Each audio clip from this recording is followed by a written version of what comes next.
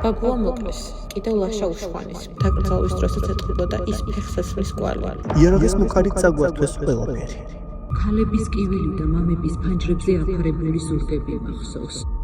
ფეხშებორკილი გაათრიეს პირდაპირ ქუჩაში. ევგენია აფრასიძის ცოლი წულუკიანის კომისიის წინაშე 2004 წლის 24 მარტის დილას იხსენებს. დილის 6 საათზე სვანეთში სოფელ ეცერის თავზე 11 ვერტფრენი გამოჩნდა.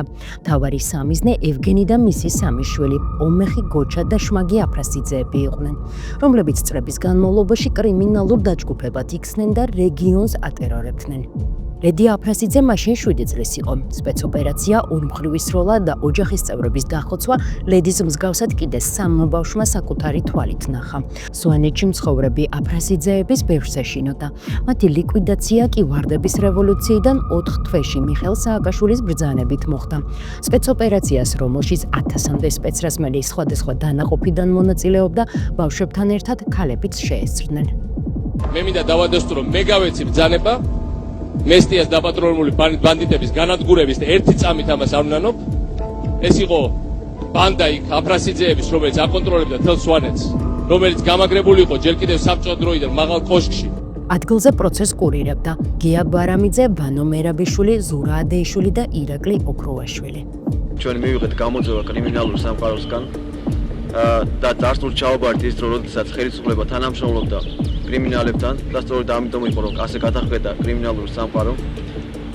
ჩვენ ვერავითარ შემთხვევაში ვერ დავუშვებთ იმას, რომ კრიმინალები ატერორებდნენ მოსახლეობას. რა ვიცით აფრასიძეების შესახებ და რა გავიგეთ საგამოძიებო კომისიის შემდეგ. დაჯგუფების სათავეში ევგენი აფრასიძე იდგა, მას ჰყავდა სამი შვილი, გოჩა, შმაგი და ომეხი. ჯგუფური ყაჩაღობა, ძარცვა, გატაცება გამოსასყიდის მიღების მიზნით, თავისუფლების უკანონო აღკვეთა, ცეცხლსასროლი იარაღისა და საბრძოლო მასალის უკანონო შეძენა შენახვა, შეიარაღებული ბანდფორმირების შექმნა. ეს არის მუხლები, რასაც აფრასიძეებს გამოძიება ედავებოდა. ევგენით პოლიცია პირველად 1964 წელს დაინტერესდა. ის მკვლელობისთვის იძებნებოდა, როგორც თავადყვებოდა, მან სიძე დანით მიყენებული 17 ჭრილობით მოკლა. ვანო პირველი შვილიშვილი წლების შემდეგ სოციალურ ქსელში ალაპარაკდა. ამბობს, რომ ბაბუას 7 ჭრილობა ევგენიმ იარაღით მიაყენა. ევგენის პოლიცია ეძებდა, თუმცა ვერ დააკავა. ერთადერთი მიზეზი, რატომაც ამ ისტორიას საჯაროდ ვწერ, არის ის, რომ უსამართლო სახელმწიფოში კიდევ ერთი მკვლელების ოჯახი არ ცნონ დაზარალებულად და არ აქციონ გმირებად. ევგენი აფრასიძემ 1964 წლის 16 ივნისს ტრიალ მინდორზე ტყიდან კაცურად 7 გასროლით ადგილზე მოკლა საკუთარი სიძე, ვანო პირველი, ბაბუაჩემი. ბაბუაჩემის მკვლელობიდან მალევე გადმოცემით ვიცით, ამიტომ მტკიცებას ვერ დავიწყებ, რომ ევგენი აფრასიძემ საკუთარი მამა მოკლა იმის გულისთვის, რომ მამამისი პასუხს სთხოვდა ჩადენილ დანაშაულზე. ნინო კუბლაშვილი აფრასიძეების ნათესავია, რომელიც თავის გზავნილში დედის ბიცოლას დოდო აფრასიძეს მიმართავს. ქალი ყვება, რომ ევგენიმ ბაბუა მოკლა, შემდეგ კი იმავე დღეს ცოლი მოიყვანა. ამბობს, რომ სპეცოპერაციის დროს აფრასიძეების სახლში იარაღი და ასაფეთქებელი ნივთიერება ინახებოდა. წარმოიდგინეთ, მთელი ცხოვრება რომ სამართალს ეძებ, მამის მკვლელი რომ გინდა დაისაჯოს. ამ დროს კი ის თავისუფლად სახელმწიფოს მფარველობის ქვეშ აწიოკებს არაერთ ოჯახს. კლავს და ხოცავს ადამიანებს თავის შეხედულებების და ხასიათის მიხედვით. აწიოკებს და აყაჩაღებს ისედაც გაუბედურებულ დევნილებს. აყაჩაღებს და იტაცებს ჰუმანიტარულ დახმარებას განსაზღვრულს ხალხისთვის. ზრდის თავისნაირ კრიმინალებს და ბანდიტებს. სოციალურ ქსელში იხსენებენ სპეცოპერაციასაც, რომელსაც ბავშვები შეესწრნენ. სპეცოპერაციის დეტალებს მე არ დავწერ. ამაზე თავად გასცეს სახელმწიფომ პასუხი. თუ როგორ გაუხსნეს ცეცხლი და რატომ ინახებოდა აფრასიძეების სახლში იარაღი და ასაფეთქებელი ნივთიერებები. რატომ ვერ უზრუნველყო სახელმწიფომ სხვა ფორმით კრიმინალების დაჭერა. ლედია აფრასიძესთან მექნება კითხვა. დაზარალებულის როლიდან რომ საუბრობს. მისი მორალისთვის სახელმწიფო მის წინაშე დამნაშავე რომ არის. როგორ ფიქრობს მისი მორალიდან? დედაჩემმა და მისმა დაწმამ მორალურად დაიმსახურა ობლობა? მორალმა და სამართალმა მისცა უფლება მის ჯიშსა და ჯილაკს ახალგაზრდა კაცი მოეკლათ. 80-იანი წლების ბოლოდან საქმეებში ევგენი შვილებთან ერთად ჩნდება. ომეხ აფრასიძე პირველად 1990 წელს მკვლელობის ბრალდებით რუსეთში დააკავეს და 6 წელი მიუსაჯეს. 91 წელს მისი ექსტრადირება საქართველოში, კერძოდ კი საგარეჯოს კოლონიაში მოხდა, მაგრამ ომეხი ციხიდან გაიქცა. მას ძებნა მალევე მოეხსნა, რადგან კოლონიობა საქართველოში გაუქმდა. ახლა უკვე დიდები ლედი აფრასიძის მსგავსად ბავშვობას იხსენებენ. სოციალურ ქსელში ახალგაზრდები იმ დანაშაულებზე მიათითებენ, რაც აფრასიძეებმა ბავშვების წინაშე ჩაიდინეს. დაკვდნენ აფრასიძეები დიდძალი შეიარაღებით. ჩემები იხსენებენ ერთ-ერთმა პისტოლეტი გადადენა. პირი გააღეო 4 წლის ბავშვს, მითხრა და სიცილით ამბობდა, გავასხმევინებ ტვინსო. კითხვა სვამ, ჩვენ ბავშვები არ ვიყავით? აფხაზეთის ომის დროს აფრასიძეებმა საკუთარი სახლი ციხე-სიმაგრედ აქციეს. ააგეს სათვალთვალო კოშკურები. პრესაში ვკითხულობთ, რომ აფხაზეთიდან გადმოსულებს აფრასიძეები ძარცვავდნენ, მათ შორის დევნილებს. ასევე აფხაზეთიდან სვანეთის გზით გამოსული იარაღის ქონების და მანქანის დიდი წილი სწორედ მათ საბაჟო კონტროლს გადიოდა. სურვილი შემთხვევაში კი ადგილზე რჩებოდა. სწორედ ამიტომ გონივრულია, რომ ისინი დიდ არსენალს ფლობდნენ. სწორედ აფხაზეთიდან გამოყვანილი მანქანის გამო აფრასიძეები 1994 წელს სოფელ ბეჩოში უშანგებს სახლში მიუვარდნენ. შელაპარაკებას ჩხუბი და ორმხრივი სროლა მოყვა. აფრასიძეებმა 3 კაცი მოკლეს. ოჯახის ამ მძიმე ისტორიას ყვება მუკლური კაცის შვილიშვილი. ბაბუა მოკლეს. კიდევ ლაშა უშხვანის, ბებოს ძმისშვილის და არაერთი ადამიანის სიცოცხლე შეიწირეს. მუცელში ნარტყამები ეტყობოდა გარდაცვლილს. ბეზე ლაშა რომ ჩამოდიოდა, ჩამოსვლაც არ აცოდეს. ატყდა სროლა. ლაშა უშხვანი კიდეებზე ომრეს. ბაბუასაც იქვე ესწავლეს, ფეხში დაჭრეს, არტერიას მოხდოზით და წავეს ბაბუა ჩემი, სისხლისგან დაიცალა. ლაშას გარდაცვლილს, დახვეტყოს, მაგი აფრასიძემ შულში, ხუსრი ჩაარტყა. დედა მიყვებოდა, რომ თაკავის დროს ეთყობოდა ის ფეხსაცმლის კვალი. იმ დროინდელ პრესაში ვკითხულობთ, რომ აფრასიძეებს მესტიაში იმ პროკურორის გადაცემასაც ედავებოდნენ, რომელმაც ევგენის უმცროსი შვილი ომეხი დაიჭირა. საბოლოოდ მამამ პროკურორი გაიტაცა, შემდეგ კი პატიმარ შვილში გაცვალა.